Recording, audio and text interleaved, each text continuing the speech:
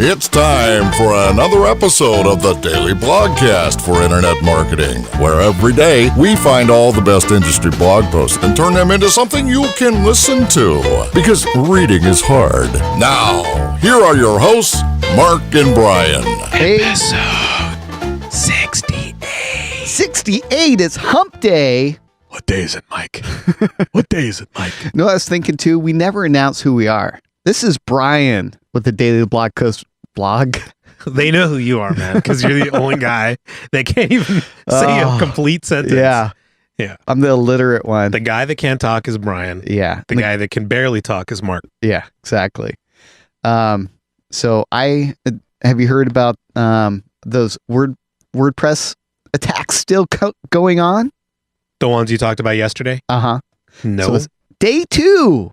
And they're reciting a little bit. I was looking at they have a map if you go to wordfence.com. Sure. And they have like a little interactive map so you could see the attacks coming in real time. And yesterday they scaled it way back. They could only show like 4% of the actual attacks coming through because it was totally killing their server.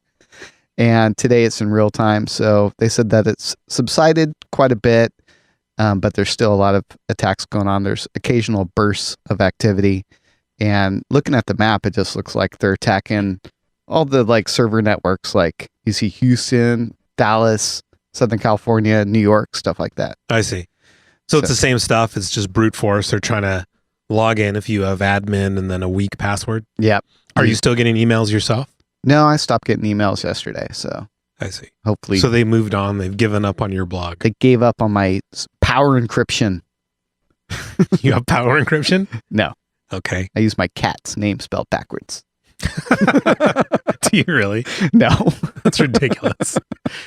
I wouldn't have put it past you to use that.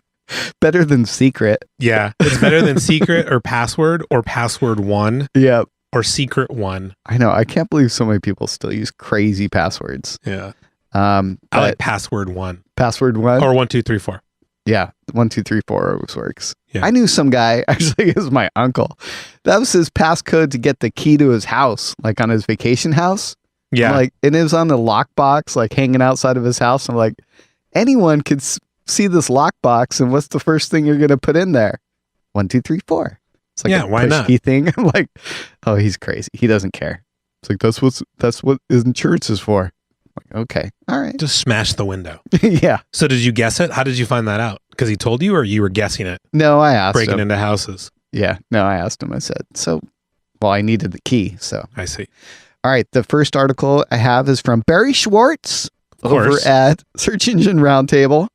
And can't have a show without Barry. Nope. Always got to have the latest This Google podcast news. would fall apart without that guy. Yeah. He needs to sponsor this podcast. Really, Yeah. He really should. So Google's page layout algorithm updated for the 3rd time.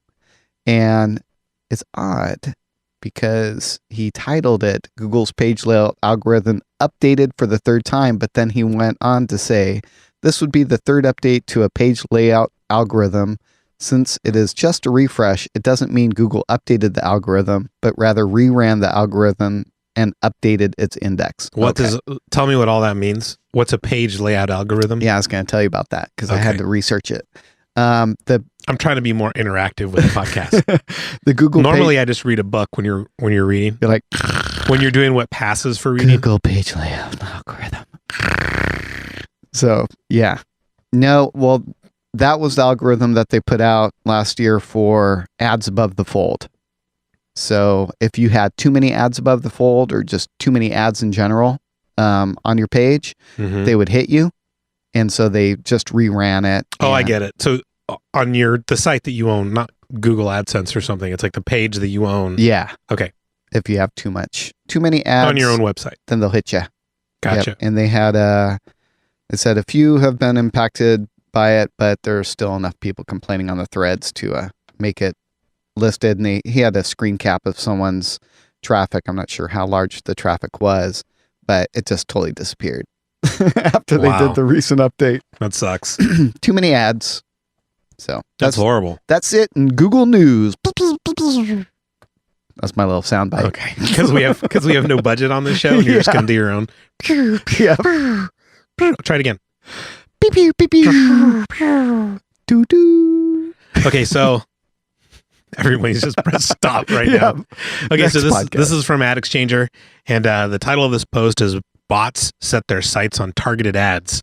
And I thought this was kind of cool. Targeted advertising and programmatic buying change the advertising landscape by enabling marketers to purchase and scale impressions from specific audiences.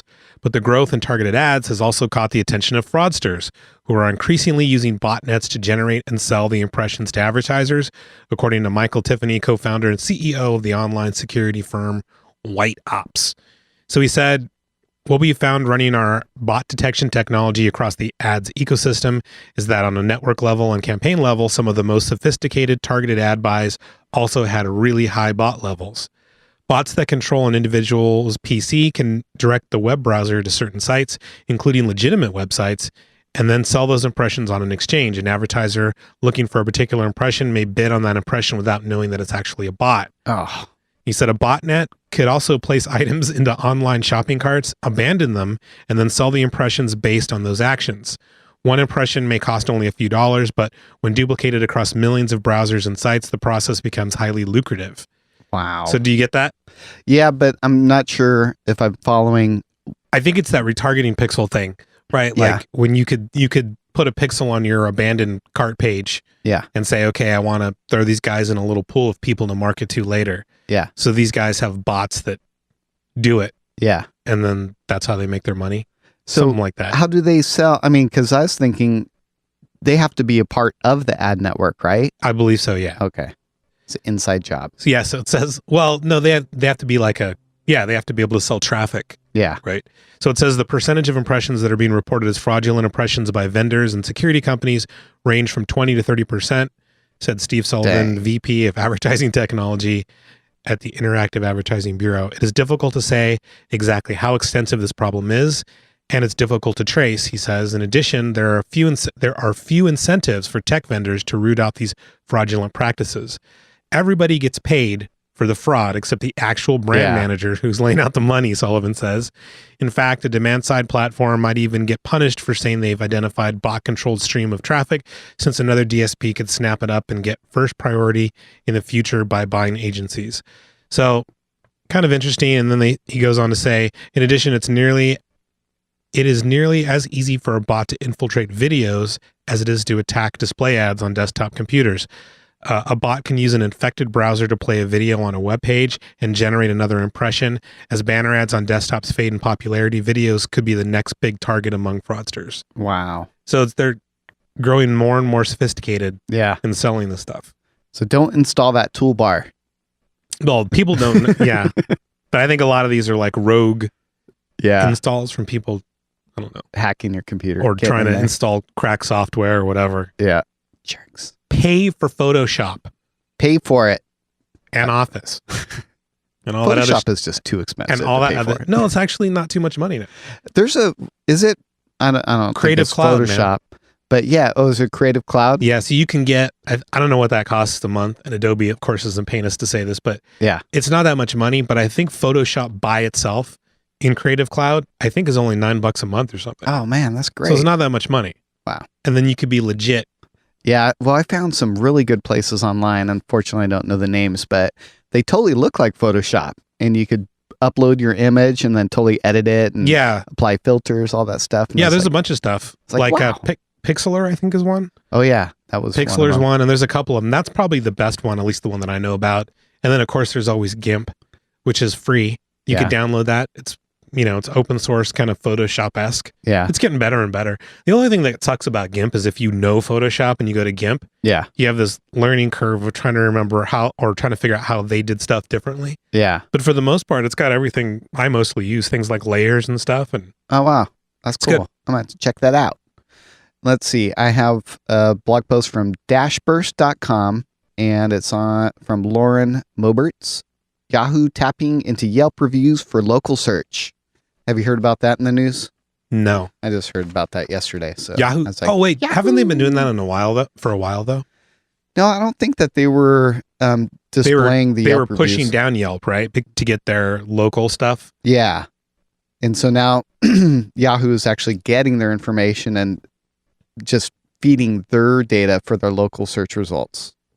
So now you get tons of information, including the reviews, all that type of stuff. A lot of people feel it's the most comprehensive database available for crowdsourced reviews and ratings of local places. So Yahoo's working hard. They want to retain, get back up there in the top 3 search engines. Well, I guess I don't even know if they would be in the top 3 now. What would the top 3 be? Well, if you don't count something like YouTube or Facebook. Yeah, if you don't count them. But people are saying that people search more on Facebook now. So Sure.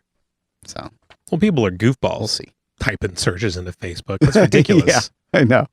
They shouldn't be getting that. But people just log on to Facebook and they never leave. No. It's kind of like living at They the sit beach. there all day. Yeah. Living at the beach, exactly. Never gonna leave. That's true. All right. There's no reason to go. So I have a post from Charles No, and this is a older one of his posts, but it's good, and it was highlighted. It was linked to by, I forget, somebody that reminded me of this post, so I wanted to read it. A quick guide on direct linking versus landing pages. All right. I met that guy. I know you did. You talked about that already. Okay. Nobody cares. Yeah. No, I'm just kidding. He took my business card, smiled, put it in his pocket, and Yeah, turned to a beautiful looking woman sitting next to him. right. But he's a nice guy. Okay. So this is, we're all concerned about how nice he is. Yeah. Anyway, I'm just kidding. Anyway, so this is from charlesno.com, a quick guide on direct linking versus landing pages. So he's got a big graphic here showing the anatomy of a landing page with a bunch of different things. And he says, I've been getting a lot of requests to write about landing pages. Creating landing pages, optimized landing pages are one of my favorite parts of the business. And I am beastly with them. Beastly. I think that means good. So he said, anyone that's been in the industry long enough knows a good landing page can make or break a campaign. I've seen stale niches become hot overnight because someone came up with a new angle on their landing page. The first step is to know whether or not to use one is appropriate. Let's get some terms out of the way. I'm going to keep things as simple as possible since I have a lot of beginners that read. So he says, imagine a scenario that you're advertising on a traffic source such as Facebook, hoping to profit. Your offer is dating. And that's how you know this is an old post because you're not supposed to do that anymore. He says, offer page. This is the advertiser's page. If the visitor takes the right actions, you get paid. In this example, the offer is eHarmony. If you send someone to this page and they fill out the information, you get $5 or whatever. Yeah. Make sense so far? Totally. So the offer page is the guy that you're promoting the offer for. Yeah, you could send like your traffic directly to the offer page. That is correct. And that is called what? Direct linking. Very good. All right. Wow, look at do your little sound. No, that'd be my bell one. Ding, ding, ding. Oh, okay, good. So he says direct linking is directing the visitor straight to the advertiser's offer page. You'll do this through an affiliate link so you can get credit for the sales you generate. And he says, using our scenario, someone clicks your ad on Facebook and then they go immediately to the eHarmony page, right? Yep. So a landing page is a page that you create and host. The point of a landing page is that they help increase the visitor's desire to complete the actions you want. And he says, using our scenario, someone clicks your ad on Facebook, goes to your landing page, and then has the option of going to the eHarmony offer page.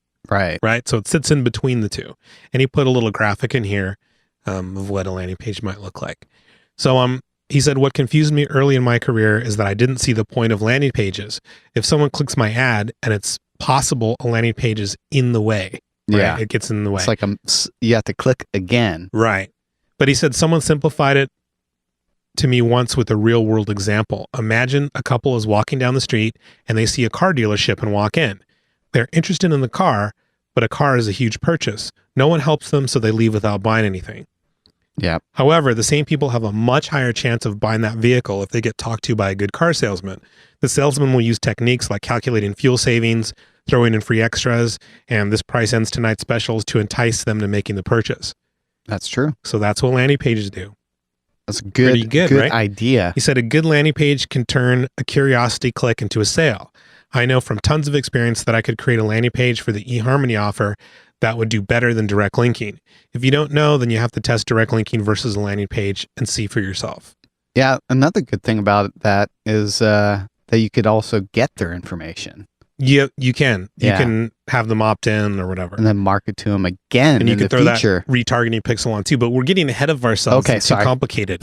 Okay, let's keep it simple. So he says when to use a landing page. By the way, he also lists some calculations here of how you can figure out if it would make money or blah, blah, blah. So he says, when to use a landing page. I don't need to spend too much time on this. 95% of the time I'll use a landing page. The key to knowing when to and when not to is to think about how much action do they have to take and how much information do they have to give up. If someone has to pull out their credit card to complete this action, you'll need a landing page. Someone that just has to type in their email probably doesn't. That's true. That's right. a good point. So he said, I see a lot of competitors out there that direct link some campaigns and probably would benefit more if they had a landing page. So he says, when to direct link. Remember that these are just general guidelines to help you learn. There are always exceptions, so do your own testing. So one-click installs he recommends as a direct link, like Facebook apps, toolbars, mobile apps, stuff like that. Yeah. Email submits is another one where Yeah. they just type in their email or their zip or whatever. Yeah. Short lead gens. So, he said this is very dependent on the niche. Gaming, for instance, doesn't really need a landing pages. Other niches such as dating or insurance could benefit from one. And then he said, quick campaign testing, minimum viable campaigns. This is a strategy I use sometimes for new campaigns. Imagine you have a new niche with several countries and you don't know which country to start. He said, I use a strategy called minimum viable campaigns where I test the ideas with both direct linking before I have to invest my time. That's a good idea. Yeah. NBC. Yeah. So he says, say there's an offer that works for 10 different countries. Which one should I launch on? If I had a $500 budget, I would set a $50 budget for each campaign and direct link them all. After 1 to 2 days of testing, I can see most of the campaigns lost money, but maybe Germany or Brazil actually profited. So he said that lets me know which markets are worth the effort. Oh, yeah. Yeah. So it's kind of interesting. And he said, how is this different from your typical affiliate? They'll pick a country randomly, say France, spend a few days developing translations with a landing page. Yep. They launch the campaign and it completely tanks, so they assume the niche sucks. Yeah. Now they're on to the next hot offer and repeat. So That's a really good tip. yeah, so I thought this was a good article, and I really like the analogy of the car salesman. Yeah. It's a good way to remember what the purpose of the landing page is. I mean, usually it's to, use salesy tactics to get them to do stuff. Yeah. Convince them. Got to give them some more info. Exactly. All right. Wait, I'm not done. Oh, no. Okay, I'm done. Okay, cool. All right. This article from medium.com, Zach Park, and it's titled, I took advantage of the crowdfunding wave. And so he said he's been a founder of and growth hacker for about a dozen Kickstarter and Indiegogo campaigns. I love that term. Growth hacker. Oh, yeah. Growth hacker. In total, these campaigns have collected more than 150,000 emails, grown social media accounts to over 220,000 followers, received coverage in over 2,000 articles, and raised more than $2.5 million. That's pretty sweet. Yeah, it is. And he's done this with zero outside capital and no full-time employees. And so I guess back in 2012, he's a 20-something college student, and he's been building and testing ideas for a while. Things like a dislike button for Facebook, a resume search engine, a dating site, and an app that turns people's faces into Guidos. Wait, what? Guido? Yeah, like a Guido face. Like An Italian mobster? Oh, I see. Wasn't that on that show? What's that show? The Snooki show? Oh, I don't know. I don't watch that show. No, Do you but- watch that show? No, it's not on the air anymore, but it was like huge. Oh, really? Jersey Shore. Oh, yeah. Yeah, that's where I heard that term. They were calling people Guidos. Like, Oh, okay. Yeah. Yeah, I've heard Guidos for a long time. I thought well, I didn't know it was an Guidos were Italian mobster. I thought like some of the guys were Guidos, like the girls were saying, I like Guidos. It's always- Yeah. like a dude that looks kind of Italian-y. Yeah. It could Okay. be. Totally. I Okay. don't know. I just assumed it was Not all Italians a are mobsters, racist Brian. word. Not all Italians are mobsters, Brian. Okay, so in his 20s, while he's in So college. women hate us, Native Americans hate us, And now Italians. and now Italians hate us. Good for you. And so he just finished reading Tim Ferriss's 4-Hour Work Week and began testing ideas. This involved buying several domains and building out ideas as if they've already existed. And so through some of those, they worked out. And in his research, he came across some OEM watches that could be branded and shipped for between like 80 cents to $2 per unit. And he built a bunch of quick e-commerce websites. He pre-sold 4,000 worth of watches in a weekend. So he decided to start a watch company. And he said by the end of the pre-sale period, he was getting $10,000. He was able to get $10,000 to cover the initial purchase price of the 2,000 units.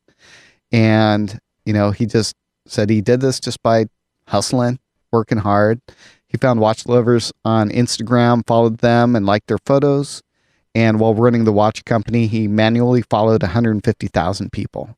That's a lot of people. That is a lot of people. Click, click. These click. are all people that somehow liked watches. Yeah. Just, I mean, they probably had pictures up there of different watches How and funny. stuff. I know plenty of people that have like watch fetishes and stuff. I'm like, Really? you're going to spend all your money on a watch? Are you crazy? But Huh. I don't know. They must be very vain or crazy. And I they, don't know. and they post pictures of the watches. I guess so. That's so weird. I to mean, me. I've never seen that. That's like the dessert people that post pictures of their desserts and food. Yeah, I told you about that, right? Yeah. Doesn't your wife do that? My wife and her friends like post pictures of really nice looking food. You're like, oh, that looks so good. And I take pictures of like pulled pork sandwiches with the top off, like close ups. Wait, why? Because you wanna share. Yeah, I want to share my Ugly food, looking but I want food? it to look really gross. Oh, I see. Okay, so as a senior in college, that business averaged $10,000 per month for a year, and he later sold it to a co-partner.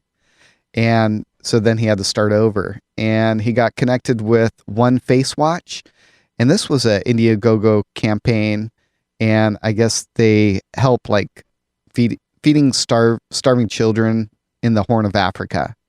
And so on the first day, and they use it with watches, so they designed a watch, and I saw pictures of it. It looks really clean and sleek and stuff. But the idea with the Indiegogo campaign was you buy this watch and you feed these children. And so on the first day, You feed them the watch? yeah, no, So, is it a chocolate watch? no, the proceeds go to food for the poor Well, children. it sounded like you said you buy the watch and you feed it to the children. No, I guess you could, but no. Okay, so on the first day they made 30 grand. After 40 days, they pulled in 357,000. In the process, they fed 52,000 children. So that was pretty cool. And so he learned a lot from that launch, mostly about the power of press release, PR, media buying, and building hype before launching a product. And from there, he was contacted by a wearable device company that was getting ready to launch. He was really impressed with their product, so they built a landing page, got some press, collected about 20,000 emails, and launched in January of 2013. And on the first day, they made 60 grand. So wait a minute. This money they made now is an affiliate link, right? No, he was part of the project. Oh, the wearable guys. Yeah, so he was in college. Yeah. He started that watch company, Okay, got it. and then he sold out to his partner, and All then right. he hopped on board. Sounds like you're being condescending to me. I'm repeating it Okay. because our listeners might not have followed. I don't think they did either. So then he, They were also looking at the word fence page that Yeah. shows all the bombs flying in from Seoul, Korea. Have you looked at that? yeah, it's After you crazy, said that, I right? typed it in, and there's a bunch of like red dots. And when flying it hits, from- it's all boom. Yeah, it flies from. They're all flying from Seoul, Korea, St. Petersburg, and then Yeah. like bombing all over the United States. I Looks really know. funny. Sorry, go ahead. Okay, so So then, he started the watch company. He was in college. Started the watch company. yeah, 80 cents a watch. yeah, Right. sold that company, Oh, okay. then hopped on to help someone with the Indiegogo campaign. Which is the one where you feed watches to kids. Yeah, which also got picked up through like e-commerce and major distribution networks. Now like little kids in Journeys, Africa hate us too. Nordstrom's, All right. Tilly's. So they helped like 600,000 people. That's cool. So that was crazy. So now he's done with that, and he learned all about launching a product and stuff. Ah, okay. So So this is like a third project now. Yeah. So Gotcha. another company contact them The wearable people. Yep. Okay. that tracks. Now I'm up tracks to your speed. stuff. Thank you. Yeah. And so I guess, I mean, he's becoming like crowdfunding guru type guy. Sure. This is kind of what the article's about. Gotcha. And, Finally, we find out. but the reason I'm reading it is that you could also do this for any of your own products, services, No, I get things it. like that. Yeah.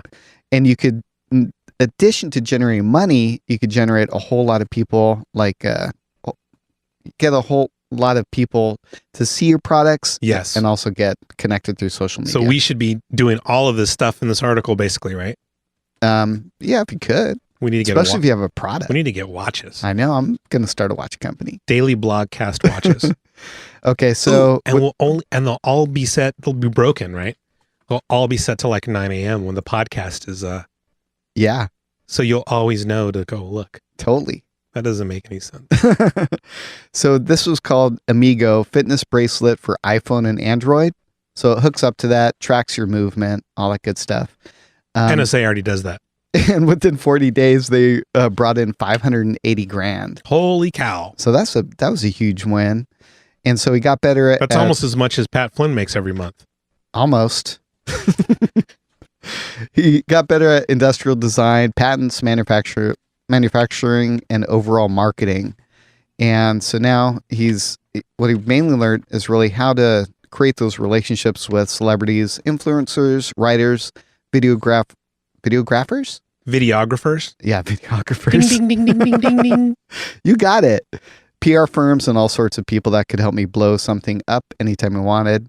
And he created, over that 6-month period, how to build a system where he could create a product, build campaigns, launch, and generate hype insanely fast.